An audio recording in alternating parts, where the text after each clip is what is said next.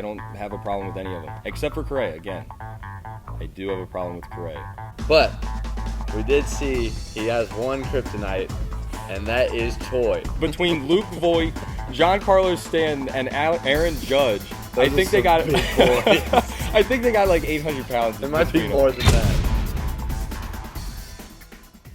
All right, what's up, guys? We're back. I'm Dowdy. We're here for BR Weekly episode 6. I've got Luke here with me. He's our newest instructor here at Baseball Rebellion, so I'll let him introduce himself a little bit. Yeah, so I was still playing about 2 months ago, and then I got the opportunity, and Chaz offered me the job here, and I pretty much quit on the spot, went back home to Maryland and got all my things, and then moved down here to Durham pretty much immediately. And luckily found a great roommate right here with Dowdy. Yep. And the rest is history, and I'm happy to be here. Yeah, we've been super glad to have him. He's done a lot for us, kind of helped expand us into having a team. We've kind of taken that on. In the past, we've never had like a Baseball Rebellion team, and we still don't necessarily, but we are kind of running one. And Luke is doing that for us. But anyways, we got a great show for y'all coming up. We're going to be talking about the Astros and the A's series. It's going to be an interesting one. It's good so far. I've enjoyed watching it. We got Garrett Cole. He just hit 100 miles an hour. Already a scary pitcher as can be, and now he's hitting triple digits. He didn't do it all season, and he just seems to have hit another level in these playoffs. But we will talk about his one kryptonite that he's got. And then we're going to just talk about the Yankees and Rays series as a whole, because I think there's a lot there. It's a really interesting series they got going on. We're going to break down a recruit for you. This week we got Tyree Reed. He's a pretty big dude. He's a fast guy, and he throws the ball hard. Got an interesting swing, so we'll be showing y'all that. And then we're just going to take an inside look at Luke's week and see what he's been up to. Let's go to the Astros and A's. So we've talked about the A's plenty on this show because we have Mark Canha trains here, and he's with them. So we'd love to see the A's do well, but this series is shaping up to be an interesting one. The Astros have already taken Game 1, which I'm pretty sure nobody likes because no one likes the Astros. And so what's your thoughts? I'm going to be honest. I don't have a problem with the Astros. Oh, my God. However, with that being said, I will say that I do hate Carlos Correa. I think he was the one guy during the whole thing that was just, frankly, just a huge jerk about everything, and he played it off like nothing happened. He said he was talking trash to Cody Bellinger when Belly came out about everything.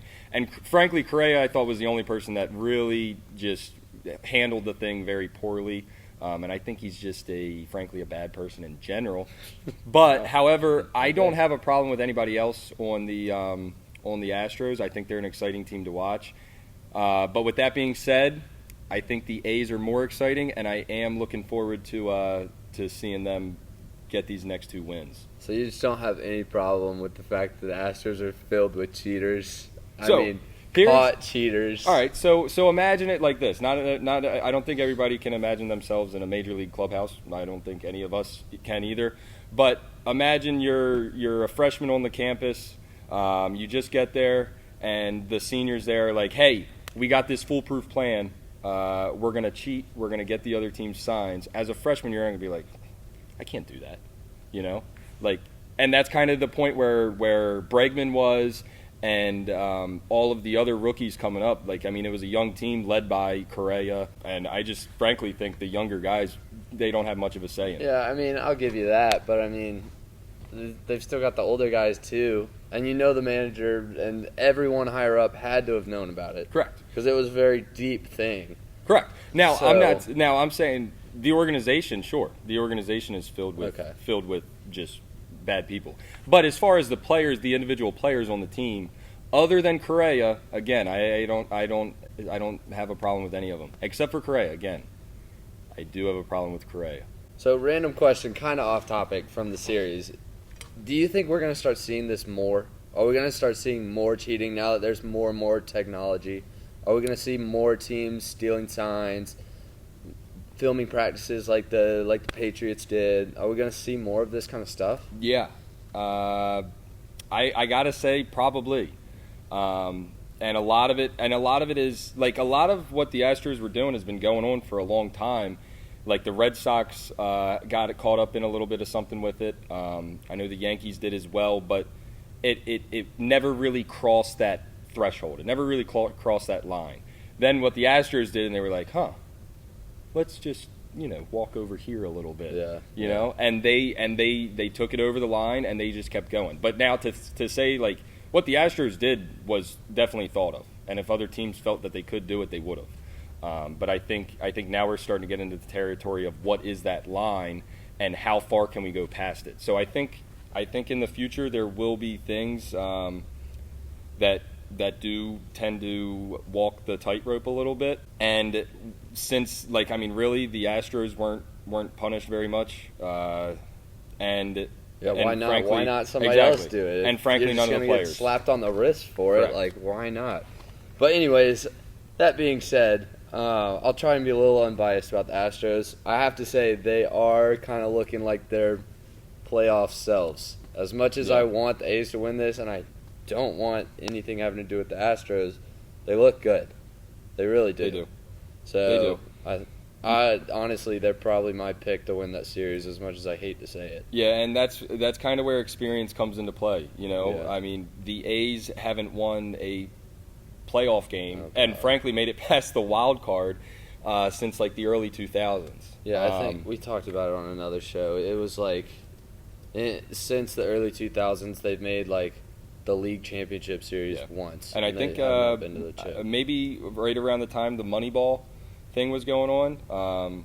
If you don't know what Moneyball is, well, for one, it's a movie. You should. Yeah, you can watch the movie, but it's based on true events by Billy Beane that basically started the analytical era. Let's move on to the Yankees and Garrett Cole. Garrett Cole has been just a beast, and then he comes out here the other day and throws the ball 100 miles an hour. He has not done that all season. I don't know if he's done it in his career. But he just came out slinging, struck somebody out in the inning, lets out this big old yell. He's so excited. I think Garrett Cole, we're about to see him, he's about to go off. Like, he is just hitting another level going into these playoffs, and I think he's going to be scary. Last night Garrett Cole went up against Blake Snell, and obviously the Yankees took that one, and I think people kind of counted Garrett Cole out a little bit because he didn't have a Cy Young eligible season. Garrett Cole's still Garrett Cole, He's still one of the best pitchers in the game, and I think he's gonna show you why throughout this entire playoff series. Yeah, I mean, I think he is just determined, and he is going to take this team on his back if he needs to when he gets a chance to throw. But we did see he has one kryptonite, and that is Choi from the Rays. This man in his career has faced Cole 19 times, and he is 10 for 19. He's hitting over 500, and 10 of those hits were home runs. What is it with this guy? Not even that great of a player. Sure, he's on the Rays, he's a good player, but he's not, we don't talk about Choi that often. He just comes out here and just hits bombs on Garrett Cole left and right. Everybody has those guys that they just see really well, and the ball lights up and it looks like a beach ball. And it seems like Choi is just kind of lucky enough to have that be Garrett Cole for him. Yeah, and he was even asked, what is it about Garrett Cole that you hit so well? And he just said, I have no idea. I just do. whether it's being able to know everything that's coming and he can just get into his head and read his mind, or he just sees the ball really well. You'd never know what it is, but everybody's got that guy that they hit very well and they just see better than anybody else. Everybody does, and sometimes it's the worst pitcher in the league, which is usually why they're the worst pitcher in the league, because everybody's like that against them. But sometimes it's the best pitchers in the league, like Garrett Cole. Yeah. So, yeah, I do feel like everybody's got that one guy that they just can't get out for whatever reason, and so I'm sure those 9 times Garrett Cole managed to get him out, he was quite happy. But anyways, that series as a whole, I think is probably like we talked about the Astros and A's being interesting. I think the Yankees and Rays is probably the number one most interesting series. Yeah. At the moment. I think the Astros and A's are interesting simply because of their past run-in during the season with the Alex Cintron thing and Laureano. But I think the Yankees and Rays are the most interesting matchup, just strictly as far as what their lineups are and what they're throwing at you on the mound. I think that's the most fun to watch. I mean, I think these are both championship contenders. Oh, yeah. I think, without a doubt. My personal opinion, I think the winner of this series probably has the best shot to win it all. Yep. I would agree. I mean, the Rays aren't like a superstar studded team. The Yankees are. But I don't know how many of you watch the NBA, but right now in the championship, you've got the Heat versus the Lakers. The Lakers are full of stars, and the Heat are just like they have a guy who's like an all-star, and then just like everybody knows their role and they do it well. And for me, that's what the Rays are. They're just full of guys who just step up to the plate and know their role. Well, I think in my eyes, the Rays are the favorite to win. I like as far as how they did this season. You know, they did win the division, but the Yankees are probably my pick to win, especially the lineup that they have. They finally have healthy players. Finally, for the first time in I don't even know how long, their lineup is healthy. I mean, they have Clint Frazier, for God's sakes, on the bench, and last night he came up after not playing in 9 games and hit a bomb off Blake Snell. So, I mean, they got that on the bench. I think they're going to be just fine. That is a scary lineup. And if they're rolling, they're rolling. I mean, we talked about them on previous shows, like 6 home runs in an inning or whatever. I don't know. They're crazy. I mean, it's the Bronx Bombers. The epitome of the Bronx Bombers, I think, is this season. And I don't know if they're gonna win a World Series, but I tell you what, if you put them in a cage match with anybody in the league, they're definitely taking the cake on that one. Because I think they have like 800, 900 pounds just between their 3 through 5 hitters. Between Luke Voit, Giancarlo Stanton, and Aaron Judge. I think they got like 800 pounds. It might be more than that.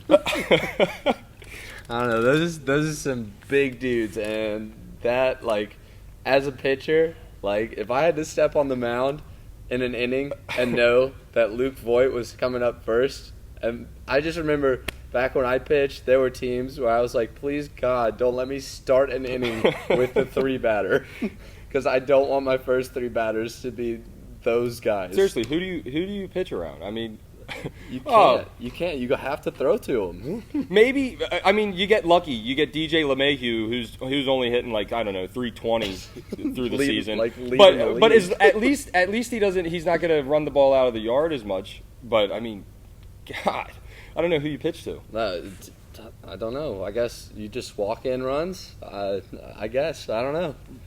But anyways, on that note, I think the winner of that series is winning the championship. Yeah. That's my personal opinion. I can see that. But we're going to move on to some questions that we've got this week. I know Luke's actually done a bit of research lately that happened to coincide with some of what we got asked about. But the main things were about our rack bat. Won't it cause a lot of pop-ups? And then somebody asked, like, what happened to just swinging with a bat? Like, can you kind of walk us through that? What is the rack bat good for? And why do we use that sometimes instead of just swinging with a bat? Like, what is the benefit to it? Yeah, so I think the rack bat is great for guys that love to have a tall posture in their swing and tend to just spin off the ball. What the rack bat is going to force you to do is keep a lower posture and hinge over top of the plate and hold that throughout the swing. So a lot of times guys will create the good posture or the hip hinge at stride once they get their foot down, but then their first move is right here, and they begin to pop up and lose posture off the plate. So what that's going to do is it's going to bring their bat out of the zone, it's going to get flat, and that's when we're going to get a lot of pop-ups, top-spun ground balls, and weak flares to the right side. So what the rack bat is going to force you to do is hold this posture throughout the zone, and it's going to keep you in the zone and up through the ball as long as possible. And what that is going to do, it's going to allow you to have a better vertical bat angle. So what vertical bat angle is going to help with is, one, keeping your barrel in the zone as long as possible, because if we're coming through with a flat bat, we probably have a tall posture here, so then everything's just going to start to rotate off the ball, whereas if I can hold posture over the plate, I can then start to leave everything through the zone and up through the ball. Some guys that it's helped, and I don't know how they get these stats, but they have a statistic on pretty much everything nowadays. Yeah, for real. My favorite is when random statistics pop up, like most hits on a Tuesday against a lefty that throws under 90 miles an hour. Like, there's literally stats for everything. It's true, and I don't understand how they get it, and how they know exactly what their vertical bat angle is. But JD Martinez is a guy who it's directly affected from the time when the Red Sox were in the World Series to now. His bat angle has increased about 4 degrees, and it's been just enough of an effect to where he's just not as good. You know, he's still, you think of JD Martinez, you think of a great player, which he is. But he went from being great to being an average player in the league. So now, all right? Can you explain what exactly does that mean, that his angle has increased 4 degrees? Yeah, so, sorry, I misspoke. It decreased. So what that means is take this pen, for instance. We're coming through the zone here, and that would be his vertical bat angle. All right, so whatever the degree of this pen is on right now, coming through the zone, that would be the degree of his bat. Now, when it decreases, we're going to start to see a flatter bat through the zone.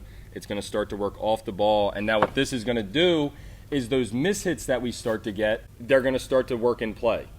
All right?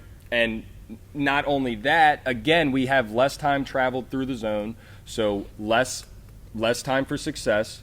And when we start to miss-hit balls, as we miss-hit with a flat bat, it's going to start to pop up and work in play. All right? Rather than here, the tendency when we miss hit balls is it's going to start to work out of play, whether it be poolside foul or back behind. All right, but there's more room for error, and those mishits that we're getting aren't going to be outs. So again, we're continuing to battle, and then we can start to try to work a bit more of a barrel to the ball.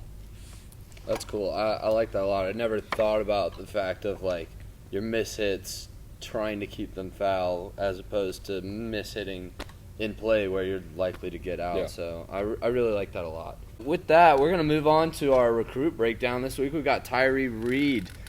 He's a physical specimen for sure. He is fast as can be, throws the ball pretty hard. He's got an interesting swing. I'm interested to see what Luke has to say about it, and so we're going to take you to that right now. Hey, what's up, guys? So today we are talking about Tyree Reed. He is a 2021 grad from Vallejo, California, and he is committed to Oregon State. All right, so obviously an athlete, and as I was watching his video before, you can definitely tell that he has an idea of what he wants to do at the plate. He's got a very athletic swing, and he just lets it ride. All right, so let's take a look here. The first thing I notice is that very first pitch of the batting practice he took, which I really like, mainly in a setting like that. Now, if you're just at a daily practice with your normal coach and you're taking every first pitch of the round, then I would start to say something. But in a setting like this where it's a showcase type atmosphere, and that round needs to be good, you're probably walking up there with an elevated heart rate, you're breathing heavy, you're a little bit nervous. Taking that first pitch can really help you kind of settle in for the round, and get yourself going a little bit, and that way you can kind of settle in a little bit, and realize that it's no different than just batting practice in a normal day. You just happen to have a lot of people watching you, all right? So then here he starts to get rolling a little bit. He hits a couple, starts to launch balls a little bit. So let's take a look at the actual swing breakdown here. All right. All right, so he's got a nice little setup, pretty much shoulder width apart with the feet. Really love where he gets here. He starts walking away from those hands. All right, so now he's in a great position to launch. Head's pretty much even right over that backside. Pretty much right over there. And then he starts to separate and go. And notice how that head doesn't leave the bubble, all right? So it's not working too far forward, all right? It's not working forward, it's not working backwards. It stays right in that bubble pretty much the entire time, which allows his barrel to get to a great launch position here, all right? He's able to work through the ball, and notice how his arms are not straight at contact. They are still bent. All right, so it's not always going to happen that way. That's probably a deeper contact point. And notice how contact is still out in front of his body, and I'm saying that it is a deeper contact point. All right, but that means with those bent arms, he still has all this room to work out in front of the plate. All right, so he's able to even probably get a little bit deeper because that barrel is angled a little bit, but he still has so much room to go out in front of his body and out in front of the plate that it's just giving him a lot of time for success. All right, so when we talk about a swing and when we talk about being successful, that is where success is. It's out in front of our body, and as far as a swing, having a swing that's set up for success, it's just giving us the ability to make on-the-fly adjustments and not have to be perfect to have success. Like, he can have success in multiple different areas, being late or early. He'll still be able to find somewhat of success.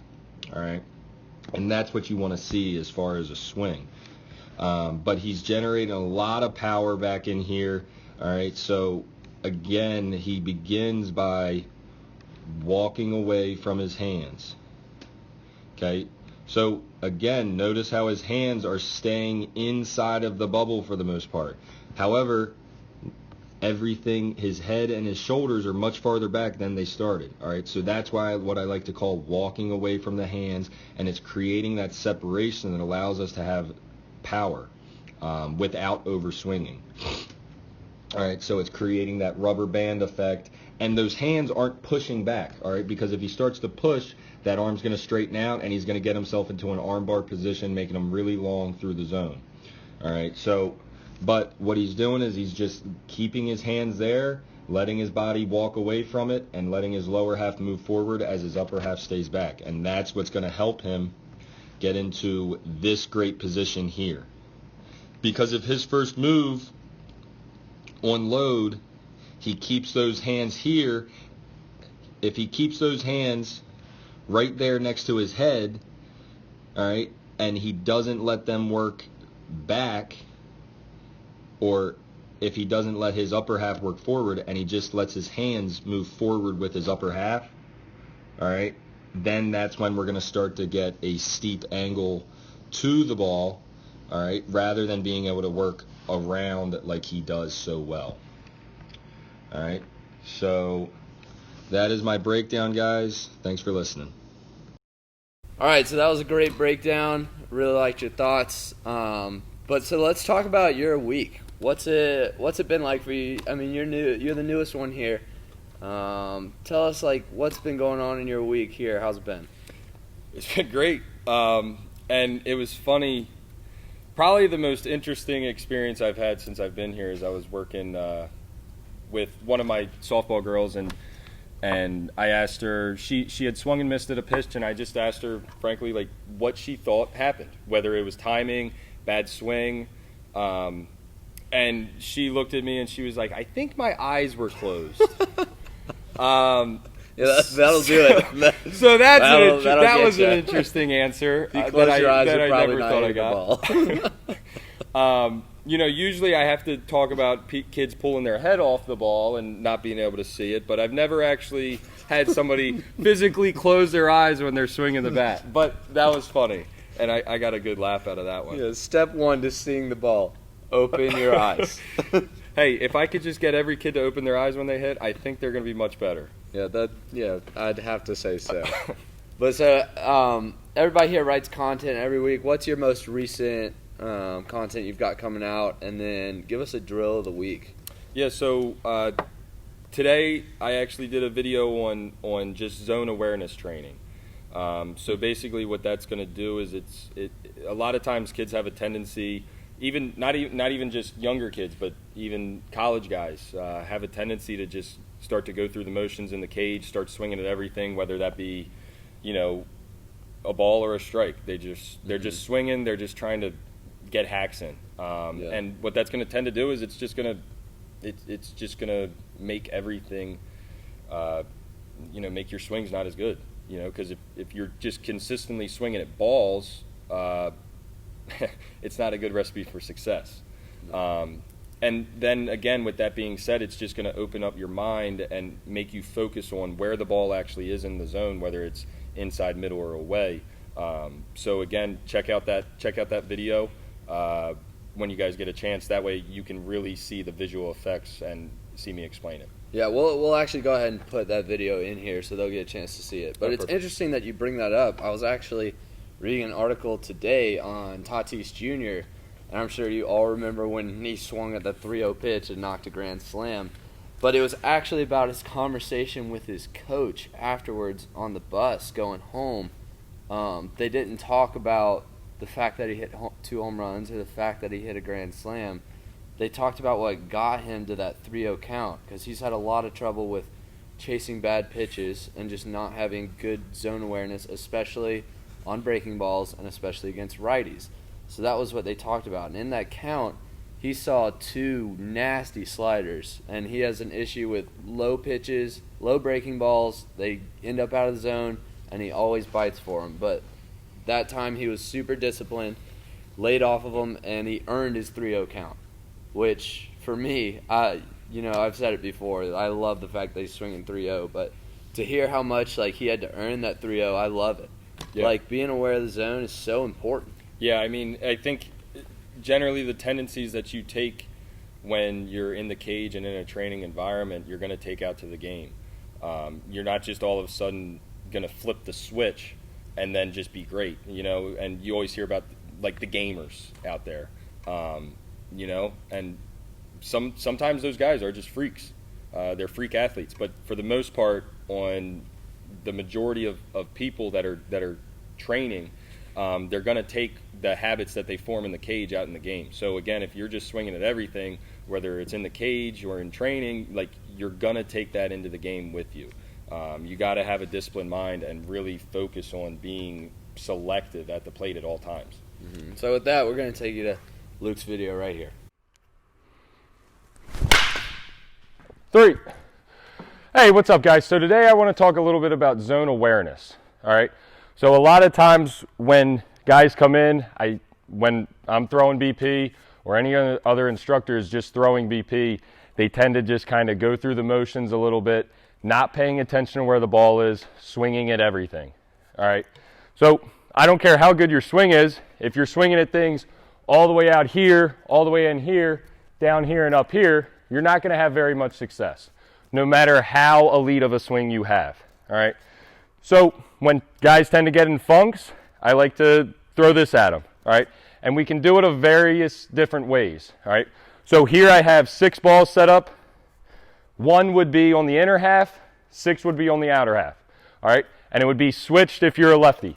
Okay. 1 is always inner half, 6 is always outer half. So this is more if you don't have a hit tracks, like we have.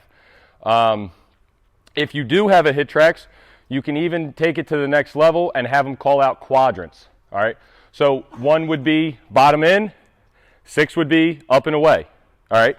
So however you want to do it, whether it's the balls with the quadrants on the hit tracks, both will work just as well. All right, but for today, I don't think many of you guys will have a hit tracks at home that you can just use on a daily basis. All right, so today we're going to talk about how to use it with the balls. All right, and you can do it with baseballs, softballs, doesn't matter. Okay, so here, again, I have 1 through 6 set up. Garrett's going to be tossing for me, and the first step is just going to be me tracking the ball in and calling out which ball it is, all right? And then we can take it to the next step of actually swinging. But for right now, I want to make sure that I have some zone awareness and I can figure out where it is, all right? And then if it's a ball, just say it's a ball, all right? We don't need to call out if it's inside, outside, just say it's a ball, all right? So Garrett, toss me a couple. 2. Ball. Ball low. All right? So, and that's generally how it's going to work. And then after that, once you feel your player or yourself has a good feel and a good read for the drill and they're starting to get more right, then we can add the swing to it. All right? So really, it's not necessarily being super accurate. You know, if they say 2 and it's really a 1, that's not the biggest deal, all right? They understand and they identified that it was on the inner half of the plate, and they're creating awareness for where the ball is in the zone, all right? And that's what's going to give them a good feel for what they're trying to do at the plate, all right? So, again, if they're just swinging at everything, whether it's inside, outside, and they are not going up there with a plan, then it's going to be hard to succeed, all right? So now we're going to start to take it to the next level, and I'm going to start to swing with it.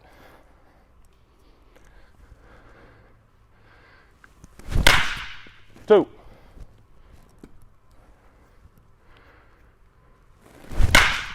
1.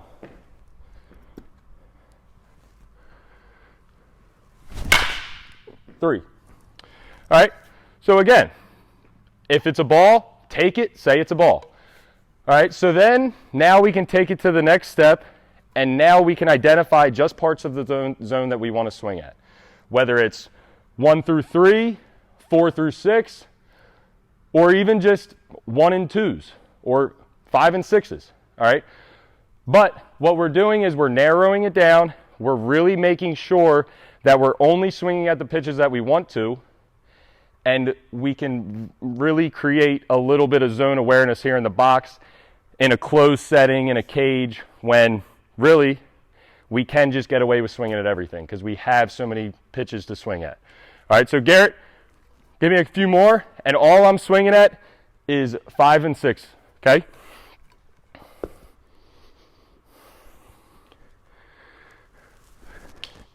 So that was a 3, probably about a 3, all right?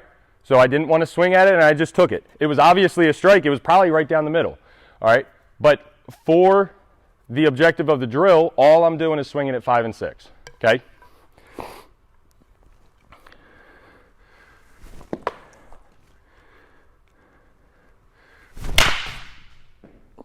All right, and that is more of the zone awareness drill. Thanks, guys. All right, thanks for joining us for episode 6 of BR Weekly. We enjoyed having you. We look forward to seeing you again next week. We're going to have Eric back on. He's actually right over here. So y'all look forward to seeing him. Leave us any questions, any comments, anything you want to see. We'd love to provide it for you. And, yeah, thanks for joining. We'll see you later.